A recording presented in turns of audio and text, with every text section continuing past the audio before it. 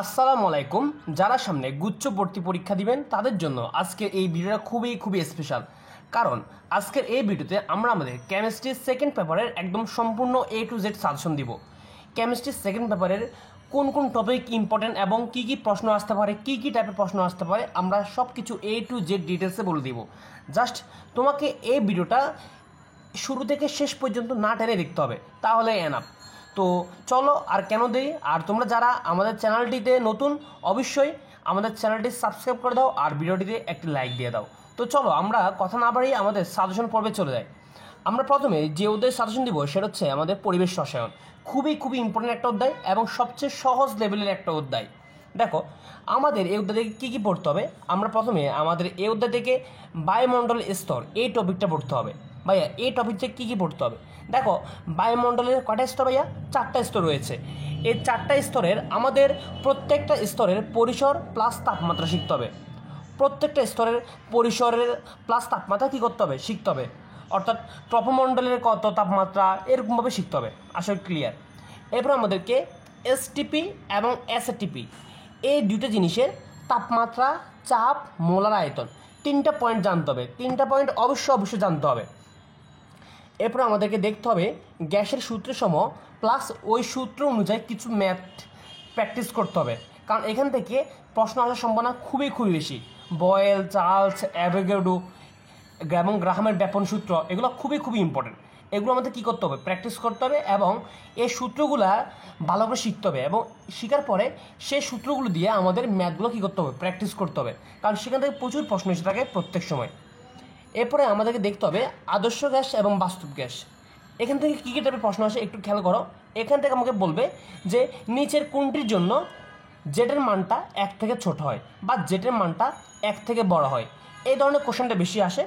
এছাড়াও আসে তোমার বলবে নিচের কোন গ্যাসগুলো বেশি প্যাশনযোগ্য বা নিচের কোন গ্যাসগুলো কম প্যাশনযোগ্য।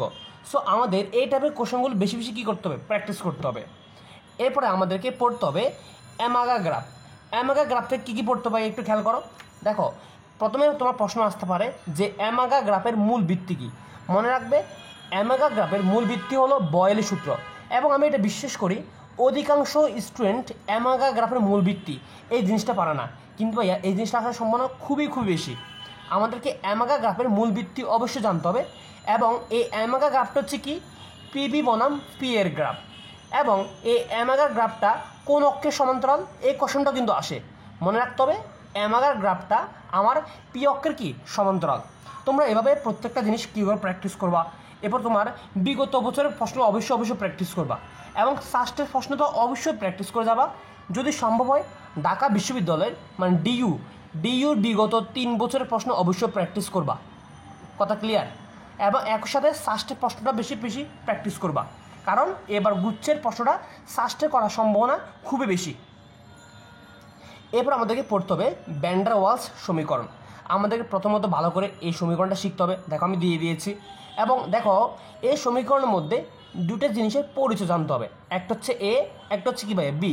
মনে রাখবে এখানে এ এবং এ বি দুটো হচ্ছে কি একটা ধ্রুবক, এবং এখানে তোমার এর এককটা জানতে হবে। দেখো ভাইয়া এককটা লিখে দিয়েছি, তোমরা চাইলে এগুলো স্ক্রিনশট নিতে পারো, এখানে খুব সুন্দর করে সাজানো আছে এই জিনিসগুলো। দেখো এরপর আমাদের কী শিখতে হবে? এরপরে আমাদেরকে শিখতে হবে তোমার মোলার গ্যাস এবং বোল্টজম্যান ধ্রুবক এই জিনিসগুলা, অর্থাৎ এককগুলো ভালো করে আমাদেরকে জানতে হবে। এরপর আমাদেরকে একটু নাইট্রোজেন ফিক্সেশন এই টপিকটা বেশ ইম্পর্টেন্ট, এখান থেকে আমাদের ভালো করে শিখতে হবে। কারণ তুমি দেখো এখান থেকে কী শিখবে, তোমাকে বলতে পারে যে বায়ুমণ্ডলে কোন গ্যাসের পরিমাণ সবচেয়ে বেশি। মনে রাখবা বায়ুমণ্ডলে নাইট্রোজেন গ্যাসের পরিমাণ সবচেয়ে বেশি। আশা করি এই জিনিসটা ক্লিয়ার। এরপরে তোমাকে বলতে পারে যে বজ্রপাতে কত তাপমাত্রায় নাইট্রিক অক্সাইড তৈরি হয়? 3000 ডিগ্রি সেলসিয়াস তাপমাত্রা। এই দুটো কোশ্চেন তোমরা কিন্তু একদম ভালো করে A to Z শিখে রাখবা। এছাড়াও শিখে রাখবা তোমার ইউরিয়াতে নাইট্রোজেনের পরিমাণ কত, এই কোশ্চেনটা একটু শিখে রাখবা। এরপর তোমরা কী দেখবা? এরপরে দেখবা তোমার প্রাইমারি ও সেকেন্ডারি বায়ু দূষকের উদাহরণ। এই উদাহরণগুলো কিন্তু আমাদের পরীক্ষার সময় প্রায় ভুল হয়। সো তোমরা উদাহরণগুলো ভালো করে শিখে রাখবা যে কোনটা প্রাইমারি বায়ু দূষক, কোনটা সেকেন্ডারি বায়ু দূষক। এই জিনিসটা কিন্তু তোমাদের অবশ্যই জানা লাগবে। এরপর তোমরা আর্সেনিক, লেড, ক্রোমিয়াম এবং ক্যাডমিয়াম এদের প্রভাবটা জেনে রাখবা। মানে আর্সেনিকের কারণে আমাদের কী কী সমস্যার সৃষ্টি হয়, বা লেডের কারণে কী কী সমস্যার সৃষ্টি হতে পারে।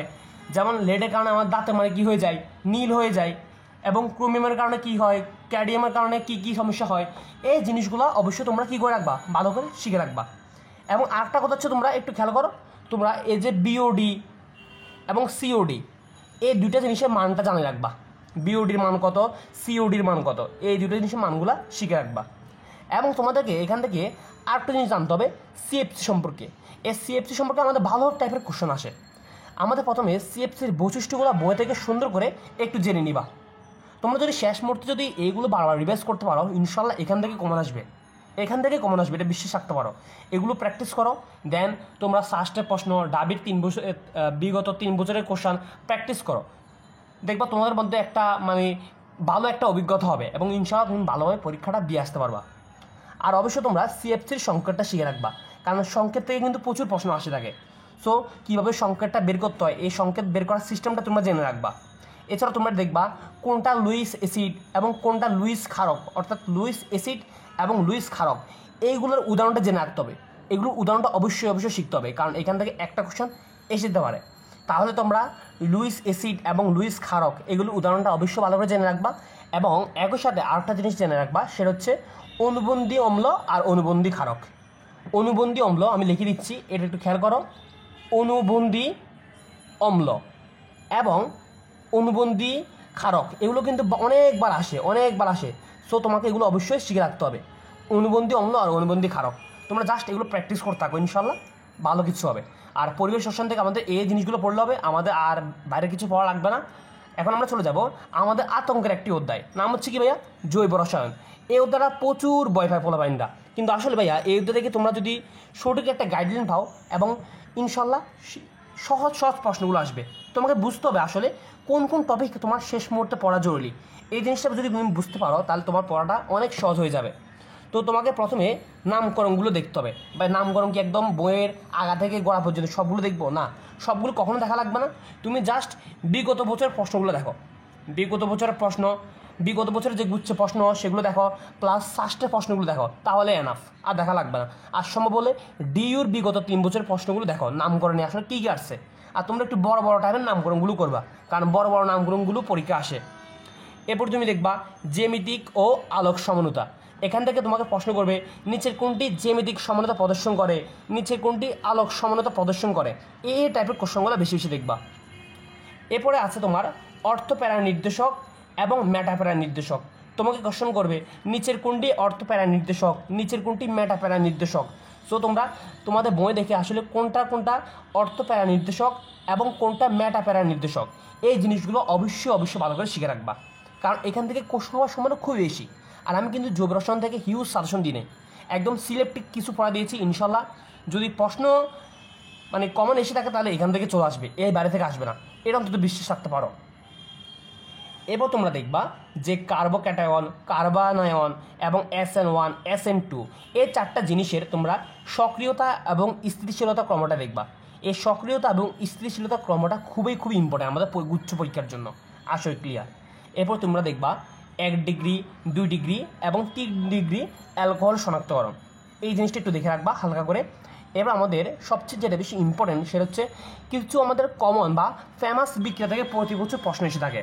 তো ভাইয়া বইয়ের মধ্যে তো প্রচুর বিক্রিয়া আছে, আমরা কোনগুলো বুঝবো যে কোনগুলো আমাদের পরীক্ষার জন্য ইম্পর্টেন্ট। দেখো ভাই একটা লিস্ট করে দিয়েছি, তুমি একটু কষ্ট করে এই 3টা বিক্রিয়া অবশ্যই দেখবা, ক্যানিজারো বিক্রিয়া, অ্যালডোল বিক্রিয়া এবং হফম্যান ক্ষুদ্রাংশকরণ বিক্রিয়া। তোমাকে বলবে নিচের কোনটি যে ক্যানিজারো বিক্রিয়া, নিচের কোনটি অ্যালডোল বিক্রিয়া, এভাবে করে প্রশ্ন করবে, নিচে কোনটি হফম্যান ক্ষুদ্রাংশকরণ বিক্রিয়া। সো তোমরা এগুলো ভালো করে শিখে রাখবা, এখান থেকে কিন্তু অবশ্যই একটা MCQ আসতেই পারে। সো ভালো করে এটা একটু আইডিয়া রাখবা, যখন তোমার এই সাজেশনটা মানে কীভাবে পড়বা আমি বলি। মনে করো তুমি নামকরণটা একটু প্র্যাকটিস করলা, প্র্যাকটিস করার পর তুমি এক দাগ দিয়ে কেটে দিবা, কেটে দেওয়ার পর জাস্ট তুমি বিগত বছরের যে MCগুলো একটু প্র্যাকটিস করো, এভাবে যে টপিকটা শেষ হবে সে টপিকটা একটু এভাবে আঁক দিয়ে কেটে দিবা। তাহলে তোমার একটা মানে কনফিডেন্স আসবে, না আমার এই টপিক শেষ, আমি এগুলো খুব ভালো করে পারি, আমার আর সামান্য কিছু পড়া রয়েছে। এভাবে করে তোমরা পড়বা, দেখবা ইনশাল্লাহ সাকসেস আসবে। সো আমাদের জৈব রসায়নের সাজেশন শেষ, জৈব রসায়ন থেকে আমাদের আর বেশি কিছু পড়া লাগবে না। এখন চলে যাব আমাদের বাকি যে 2টি অধ্যায় রয়েছে, একটু খেয়াল করো। এরপর আমাদেরকে পড়তে হবে ভাইয়া পরিমাণগত রসায়ন, খুবই খুবই ইম্পর্টেন্ট অধ্যায় এবং ছোট একটা অধ্যায়। এখান থেকে আমাদের খুবই সিলেক্টিভ পড়া পড়তে হবে। আমাদেরকে প্রথমে প্রাইমারি ও সেকেন্ডারি স্ট্যান্ডার্ড পদার্থের উদাহরণ জানতে হবে, কারণ এখান থেকে কোশ্চেন করে কি বলবে, নিচের কোনটি প্রাইমারি স্ট্যান্ডার্ড পদার্থ, বলবে নিচের কোনটি সেকেন্ডারি স্ট্যান্ডার্ড পদার্থ। এভাবে খুবই সহজ সহজ প্রশ্ন আসে। এছাড়াও তোমরা মৌল রিলেটেড ম্যাথগুলো প্র্যাকটিস করবা বেশি বেশি করে, কারণ এখান থেকে প্রচুর প্রশ্ন আসে। এরপর তোমরা ঘনমাত্রা, পিপিএম এবং পিপিবি এই 3টা টাইপের ম্যাথগুলো বেশি বেশি প্র্যাকটিস করবা, মানে কীভাবে তোমরা এককগুলোতে রূপান্তর করবা, এই টাইপের ম্যাথগুলো বেশি পরীক্ষা আসে। এরপর তোমরা সবচেয়ে এদের বেশি ফোকাস টিচারতে যে জায়গায়, সেটা হচ্ছে তোমার জারণ বিজারণ বিক্রিয়া। এখান থেকে কিন্তু প্রচুর প্রশ্ন আসে। দেখো কী কী টাইপের প্রশ্ন আসতে পারে আমি বলে দিচ্ছি, এবং কোন কোন টাইপের এমসিকিউ আসতে পারে সেটা দেখা দিচ্ছি। তোমাকে বলবে নিচের কোনটি জারণ বিজারণ বিক্রিয়ার উদাহরণ, এভাবে প্রশ্ন করতে পারে। এবার বলবে নিচের কোনটি জারক, বা এভাবে প্রশ্ন করতে পারে যে নিচের কোনটি বিজারক। সো তোমাকে বই দেখে জারক কারা কারা আছে এগুলো শিখে রাখবা, এবং বিজারক কারা কারা আছে এগুলো শিখে রাখবা। এবং আরেকটা ফেমাস কোশ্চেন, সেটা হচ্ছে কোনটি জারক ও বিজারক উভয় রূপে আচরণ করে। এই কোশ্চেনটা অনেকবার আসছে। তুমি যদি একটা কোশ্চেন ব্যাংক খোলো দেখবে এই কোশ্চেনগুলো কিন্তু প্রচুর আসে। সো তোমাকে অবশ্যই এই কোশ্চেনগুলো প্র্যাকটিস করে তারপর পরীক্ষা হলে যেতে হবে আমি মনে করি। তুমি যদি একজন গুচ্ছ পরীক্ষার্থী হয়ে থাকো তাহলে অবশ্যই তোমাকে এগুলো আগে প্র্যাকটিস করা উচিত, তারপরে পরীক্ষা হলে যাওয়া উচিত আমি মনে করি। এই কোনটি জারক বিজারক উভয়রূপে আচরণ করে, এগুলো তোমরা একটু তোমাদের কাছে যে বই আছে, যে বলো হাজারিনাগের বই বা এক্সপার্ট সিরিজের যে বইটা আছে, ওইখান থেকে একটু তোমরা প্র্যাকটিস করবা। প্রথম উদাহরণগুলো শিখবা, তারপর একটু বিগত বছরের এমসিগুলো প্র্যাকটিস করে নিলা, দেখবা তোমাদের ভালো একটা কনফিডেন্স তৈরি হবে, না আমি এই টপিকগুলো পারি। তাহলে আমাদের এই অধ্যায় থেকে এই জিনিসগুলো পড়লে হবে। এখন আমরা চলে যাব আমাদের তড়িৎ রসায়ন। এই তড়িৎ রসায়নটা কিন্তু অনেক মনে করে আসলে অনেক কঠিন অধ্যায়, কিন্তু না ভাইয়া, এটা সবচেয়ে সহজ একটা অধ্যায়, এবং এখান থেকে আমাদের খুবই কম পড়া পড়তে হয়। দেখো ভাইয়া, এখান থেকে কী কী পড়তে হবে ভাই সব কিছু বলে দিচ্ছি, জাস্ট তুমি একটু ফলো করো। তোমাকে পড়তে হবে সবল ও দুর্বল তড়িৎ বিশ্লেষের উদাহরণ। এই টপিকটা খুবই খুবই ইম্পর্ট্যান্ট। তোমরা বই দেখে দেখে কোনটা সবল তড়িৎ বিশ্লেষের উদাহরণ, কোনটা দুর্বল তড়িৎ বিশ্লেষের উদাহরণ, এটা একটু দেখে নিবা, কারণ এখান থেকে প্রচুর প্রশ্ন আসে। তোমরা বই দেখে ফ্যারাডের সূত্র ও ম্যাথগুলো প্র্যাকটিস করবা। দেখো ফ্যারাডের সূত্র কয়টা? 2টা। তার মধ্যে সবচেয়ে বেশি ইম্পর্টেন্ট হচ্ছে ফ্যারাডের প্রথম সূত্র। এই প্রথম সূত্র থেকে প্রচুর তোমার ম্যাথ টাইপের এমসিকিউ আসে। সো তোমরা এগুলো একটু বেশি বেশি প্র্যাকটিস করো। এরপর তোমরা দেখবা ই সেলের ম্যাথগুলা। ই সেলে কিন্তু শর্টকাট টেকনিক রয়েছে, তোমরা ওই শর্টকাট টেকনিক দিয়ে ম্যাথগুলো প্র্যাকটিস করার চেষ্টা করো। ই সেলের ম্যাথগুলো প্র্যাকটিস করবা, কারণ এখান থেকে প্রচুর প্রশ্ন আসে। এরপরে একটা বেশি কমন প্রশ্ন, সেটা হচ্ছে কখন বিক্রিয়া স্বতঃস্ফূর্ত হয়, আবার কখন অস্বতঃস্ফূর্ত হয়। এই টাইপের কোশ্চেন একটু বেশি দেখবা। আমি লিখে দিয়েছি যে কখন স্বতঃস্ফূর্ত হবে, কখন অস্বতঃস্ফূর্ত হবে, এই কনসেপ্টগুলো আগে ক্লিয়ার করো, তারপর তুমি এমসিগুলো প্র্যাকটিস করো। এবং এরপর দেখবা তোমরা তড়িৎদ্বার থেকে তোমরা মুখ্য এবং গৌণ নির্দেশক তড়িৎদ্বারের উদাহরণগুলো শিখবা। উদাহরণগুলো খুবই খুবই ইম্পর্টেন্ট। এরপর আমাদেরকে জানতে হবে অর্ধকোষ। এখান থেকে কী কী টাইপের প্রশ্ন আসতে পারে, তোমাকে বলতে পারে যে অর্ধকোষ কত প্রকার। মনে রাখবা তোমার অর্ধকোষ কত প্রকার ভাইয়া? 5 প্রকার। এবং প্রত্যেকটা প্রকারের নামগুলো শিখে রাখবা, কী অর্থাৎ নামগুলো শিখে রাখবা, নামগুলো খুবই ইম্পর্টেন্ট। এবং প্রত্যেকটা প্রকারের উদাহরণগুলো অবশ্যই শিখে রাখবা। আশা করি ক্লিয়ার। এরপর তোমাকে সর্বশেষ যে টপিকটা এখান থেকে পড়তে হবে, সেটা হচ্ছে হাইড্রোজেন ফুয়েল সেল। খুবই খুবই ইম্পর্টেন্ট একটা টপিক। এখান থেকে সবচেয়ে কমন কিছু ইনফরমেশন জেনে নাও, সেটা হচ্ছে হাইড্রোজেন ফুয়েল সেলের ইএমপি কত। মনে রাখবা হাইড্রোজেন ফুয়েল সেলের ইএমপি হচ্ছে কত ভাইয়া? 1.23 ভোল্ট। আসলে এটা কখনো ভুল হবে না, এই মানটা অনেকে ভুল করো। তোমরা এটা জেনে রাখো যে হাইড্রোজেন ফুয়েল সেলের ইএমপি হচ্ছে 1.23 ভোল্ট। আসলে ক্লিয়ার। এবং এখানে অ্যানোড এবং ক্যাথোড কে গ্রাফাইট। এখানে অ্যানোড যেটা, ক্যাথোডও এটা, মানে সেম। অ্যানোড হিসাবে যেটা কাজ করবে ক্যাথোড হিসাবে সেটাই কাজ করে, একই জিনিস কাজ করে। তোমরা এই জিনিসটা ভুল করো। মনে রাখবা হাইড্রোজেন ফুয়েল সেলের অ্যানোড এবং ক্যাথোড দুটো হচ্ছে কে গ্রাফাইট। আসলে ক্লিয়ার। তো এই হচ্ছে আমাদের আজকে সাজেশন। আশা করি আজকের সাজেশনটা তোমাদের কাছে খুবই ভালো লেগেছে। অর্থাৎ যে কোশ্চেনগুলো বেশি পরীক্ষা আসে এবং যে টাইপের প্রশ্নগুলো বেশি আসে, আমি প্রত্যেকটা জিনিস তোমাকে দৌড়ে দৌড়ে দেখিয়ে দিয়েছি। একজন শিক্ষার্থীর শেষ মুহূর্তে এই টপিকগুলো পড়া উচিত, কারণ শেষ মুহূর্তে তুমি পুরো বই কখনো পড়তে পারবে না। তোমার যেখান থেকে প্রশ্ন আসতে পারে সেই টপিকগুলো বেশি বেশি জোর দেওয়া উচিত। তো আমার কথা হচ্ছে তুমি প্রথমে ভাইয়া যা বললাম এগুলো একটু বই থেকে দেখে নাও, এই কনসেপ্টগুলো ক্লিয়ার করো। ভাইয়া কী কী টাইপের প্রশ্ন বললাম, কী কী টপিক পড়তে বললাম, ক্লিয়ার করার পরে তুমি তারপরে তোমার সাস্টের প্রশ্নগুলো বেশি বেশি প্র্যাকটিস করবা। ভাই কেন সাস্টের প্রশ্ন বেশি বেশি প্র্যাকটিস করবা ভাইয়া মনে রাখবা, এই বছর কিন্তু তোমার সাস্ট কিন্তু প্রশ্নটা করতে পারে, গুচ্ছ ভর্তি পরীক্ষার যে প্রশ্নটা এটা কিন্তু সাস্ট করতে পারে। সো আমাদেরকে সাস্টের প্রশ্নটা অবশ্যই করতে হবে, ওইখান থেকে প্র্যাকটিস করতে হবে। এছাড়া তোমরা ডিইউর বিগত 3 বছর প্রশ্ন অবশ্যই প্র্যাকটিস করবা, এবং সম্ভব হলে এছাড়াও যে বিভিন্ন ভার্সিটি রয়েছে সেগুলো প্রশ্ন প্র্যাকটিস করো। ভালো একটা আইডিয়া হলো। ইনশাল্লাহ তুমি যদি এভাবে পড়তে পারো, ইনশাল্লাহ তোমার ভালো একটা রেজাল্ট করবে, এটাই তোমার কাছে আশা। দেখা হচ্ছে পরবর্তী ভিডিওতে, ততক্ষণ পর্যন্ত সাবস্ক্রাইব করে আমাদের সাথে থাকো, এবং পরবর্তীতে কোন কোন বিষয়ের সাজেশন দিব সেটা একটু কমেন্ট করে জানাও, কারণ তোমাদের কমেন্টের উপর ভিত্তি করে আমরা পরবর্তী ভিডিও তৈরি করি। আর অলরেডি আমাদের চ্যানেলে কেমিস্ট্রি ফার্স্ট পেপারের সাজেশন কিন্তু আপলোড করা হয়েছে, এবং ইংলিশের সাজেশনটা আপলোড করা হয়েছে, তোমরা এগুলো দেখে নিও, আমি কমেন্ট বক্সে লিঙ্কটা দিয়ে নিব।